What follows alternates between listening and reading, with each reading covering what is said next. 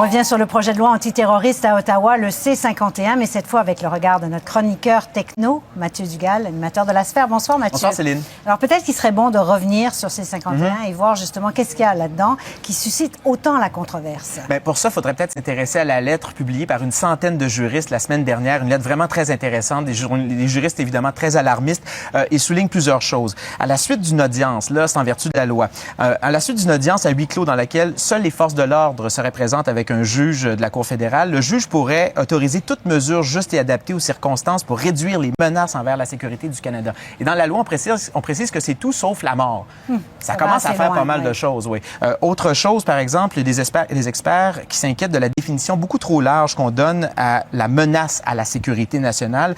Est-ce que la SCRS pourrait, en vertu de la loi, infiltrer, cibler, censurer des groupes écologistes ou autochtones qui s'opposeraient, par exemple, à des projets de pipeline? Bien, on le sait pas. Et quelle sera l'imputabilité, par exemple, du SCRS, qui va être donc transformé par ce projet de loi? Il va avoir plus de pouvoir. Certains parlent d'une police parallèle, carrément. Bien, ça inquiète bien des gens.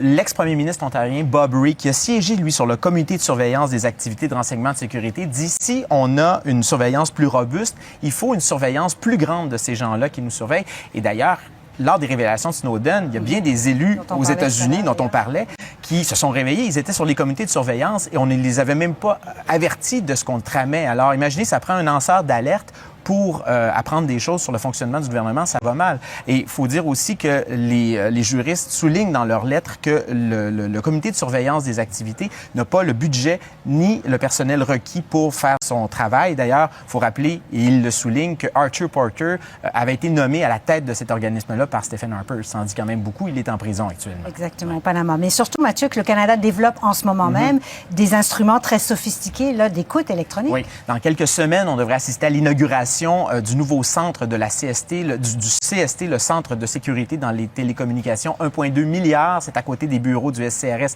à Gloucester, en Ontario. 2000 personnes vont travailler là, des espions, des cryptographes. Est-ce qu'on va faire de la collection de données de masse là? Comment on va le faire? Encore là, on n'y répond pas.